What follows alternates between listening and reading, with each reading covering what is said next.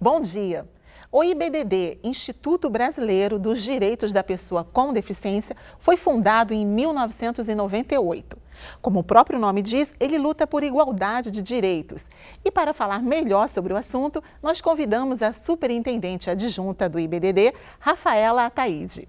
Bom dia, Rafaela. Bom dia. Rafaela, qual é o principal objetivo do IBDD? O IBDD foi criado para ser uma ONG diferente. Então, o maior objetivo do IBDD é ser diferente de tudo que veio antes dele. Não porque o que tenha vindo antes dele seja pior ou melhor, mas é porque o nosso objetivo era sair dessa questão do assistencialismo, de dar as coisas do deficiente, tirar o deficiente do local da pena, trazer para o centro de discussão junto com as outras pessoas. Então, nosso objetivo específico é a defesa de direitos das pessoas com deficiência. A gente é dividido em duas áreas, que é a área de mercado de trabalho e a área de defesa de direito mais propriamente dito, que é o único escritório de advocacia modelo aqui no Brasil, que a gente tem conhecimento, que é especializado nas questões da pessoa com deficiência. Então, a gente trabalha essas duas áreas, porque a gente acha que cidadania e inclusão só vai ser feita se a pessoa tem os seus direitos preservados, respeitados e se tem emprego também, se ela quiser, porque ela pode não querer também. Como você se engajou no movimento de luta das pessoas com deficiência, Rafaela?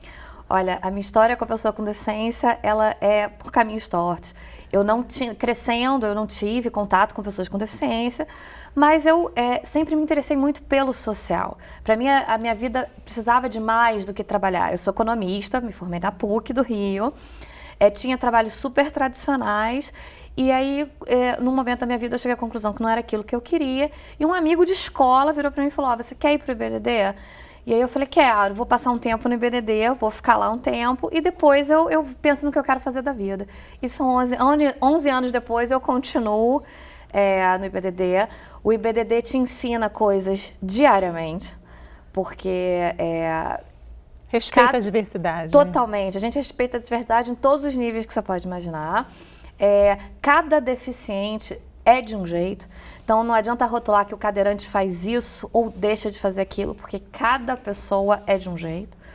A mesma coisa para cegos, surdos. Cada área tem uma especificidade diferente. Sim, e cada pessoa dentro dessa área tem um potencial completamente diferente da outra. Vai depender se ela foi bem reabilitada, se ela não foi bem reabilitada, como é que era a família dela, como é que não era. Ou seja, é um trabalho macro, né? O trabalho é completamente macro e com coisas micro muito diversas. Então, é todo dia estimulante você chegar lá e falar, nossa, eu nunca achei que um cadeirante pudesse fazer isso.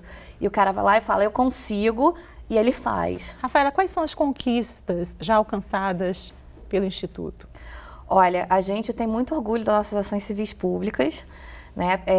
A gente tem ações civis públicas de acessibilidade, para que prédios públicos de uso coletivo, como INSS, Receita Federal, tudo que atenda ao público e seja do Estado, seja ele município, Estado ou federação, seja acessibilizado. A gente tem orgulho de ter ganho, mas a gente tem uma tristeza enorme de não ter sido cumprido, porque isso no Brasil é uma coisa muito comum, você tem leis que pegam e que não pegam, mas você também tem sentenças que você ganha, mas não leva. Isso é um grande orgulho. A gente tem orgulho de ter empregado mais de 5 mil pessoas nesses 16 anos de existência. Isso para a gente é ponto pacífico, assim, de que... Vocês têm profissionais especializados com deficiência, inclusive. Nós temos profissionais especializados com deficiência, inclusive. Nós somos os primeiros a dizer que a gente não concorda que as empresas não empregam pessoa com deficiência porque não existe deficiente qualificado. Nosso banco de currículos, para você ter uma ideia, mais de 65 mil currículos à nossa disposição e eu tenho 30% desse banco de currículos de pessoas com ensino superior.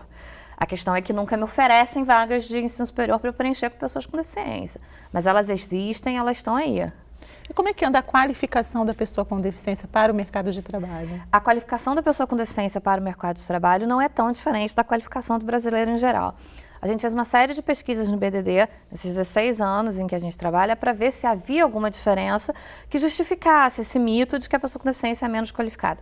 É claro, Cláudia, que há muita dificuldade para a criança com deficiência entrar na escola. Por exemplo, se uma criança nasceu surda, na rede municipal do Rio de Janeiro não há o ensino de Libras. Então, ou ela aprendeu em casa, ou a família foi muito em cima de ir no INES ou qualquer outro lugar para conseguir o ensino de Libras, mas não existe. A alfabetização em braille para criança cega é no Benjamin Constant, né? Pode até ter outros lugares, mas é muito pouco.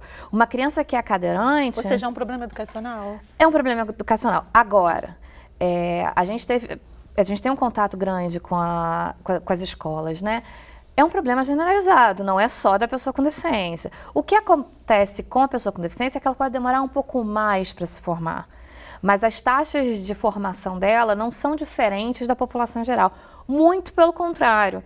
Eu até tenho, em geral, são 5%, 5 a 6% da população brasileira que tem nível superior, e no meu banco de currículos, que é o meu universo, né, junto com o meu banco de dados, eu tenho 30%. Então, assim, não é pior do que as pessoas sem deficiência. O Brasil carece de educação em geral, mas a pessoa com deficiência sofre mais para se formar. Então, quando você também dá um limitador de idade nas vagas, só pode ser pessoas até 30 anos. Às vezes eu vou ter problema de encaminhar uma pessoa com nível superior, porque ela demora um pouco mais para se formar. Rafaela, então quais são as principais dificuldades enfrentadas hoje pela pessoa com deficiência? Nossa, bom, vou resumir aqui porque dificuldade é praticamente em tudo. Acessibilidade é um problema sério. Então, quando a gente pensa em acessibilidade, a gente pensa em geral no cadeirante e no deficiente físico, mas a acessibilidade é mais do que isso. Então, um intérprete de Libras na empresa, que não seja um intérprete de Libras, porque às vezes o surdo é oralizado, consegue entender, mas uma pessoa que tenha compreensão de falar devagar com a pessoa, porque nem isso tem você tem. Noções sobre surdez. Noção sobre surdez. O despreparo total e absoluto da maior parte das empresas e a resistência com relação ao assunto é muito grande. O que é preciso, então, para mudar essa realidade, Rafaela? Eu acho que o que é preciso para mudar essa realidade, primeiro, fiscalização. A lei de cotas, ela existe há mais de 20 anos e a gente recebe ligação de empresa, que a gente acha que é a solução do problema e não o problema em si. Sem a empresa a gente não vai a lugar nenhum, mas a empresa me liga dizendo, esse assunto é novo, e a gente fala, mas espera aí, tem 20 anos de lei de cota. Então, para mudar, tem que ter fiscalização.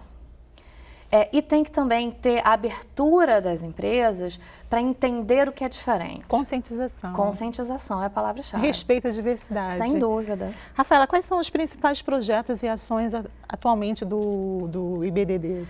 Lá no IBDD a gente tem o escritório de advocacia, que todos os serviços do IBDD para pessoa com deficiência são absolutamente gratuitos.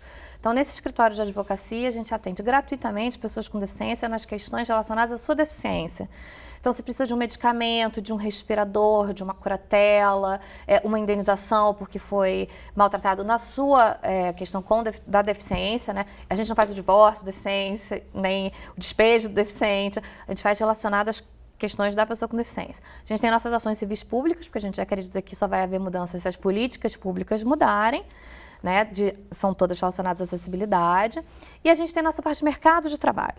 Essa parte de mercado de trabalho a gente faz cursos gratuitos de profissionalização para pessoas com deficiência. Seria um curso de qualificação? Qualificação, às vezes de informática, às vezes de auxiliar administrativo, enfim. E às vezes até customizado pelas próprias empresas. A gente já teve empresas de telecom que fizeram cursos específicos de telecom. Vocês mantêm convênios, então, com Não, na verdade são empresas que nos procuram para cumprimento de cota em geral e como estão com dificuldade de encontrar profissional no mercado, seja ele com ou sem deficiência, fazem um treinamento mais específico para a área deles, né?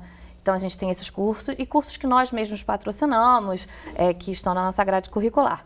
E aí, nós fazemos a ponte com as empresas também para contratação. Então, as empresas nos procuram, a gente pega nesse nosso banco de profissionais, que é no Brasil inteiro, a gente trabalha o Brasil todo, e aí a gente encaminha pessoas com deficiência, avaliadas, recrutadas, selecionadas no maior padrão de qualidade possível, né?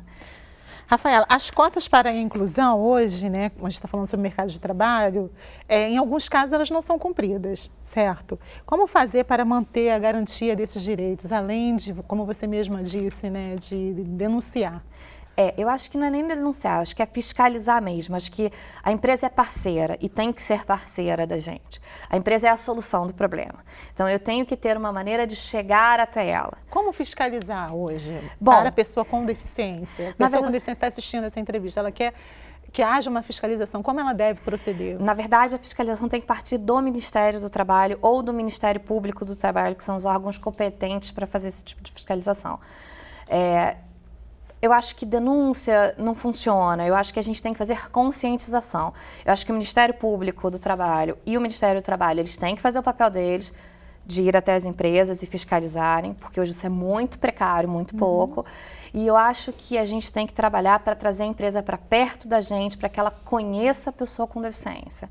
Na hora que ela conhecer a pessoa com deficiência, eu acho que a gente, é meio caminho para a gente resolver essa questão e que, quem sabe, não precisar de cota nunca mais. Sim, Rafaela, muito obrigada De por sua nada. participação aqui no Visual. Obrigada. E para você, um bom dia.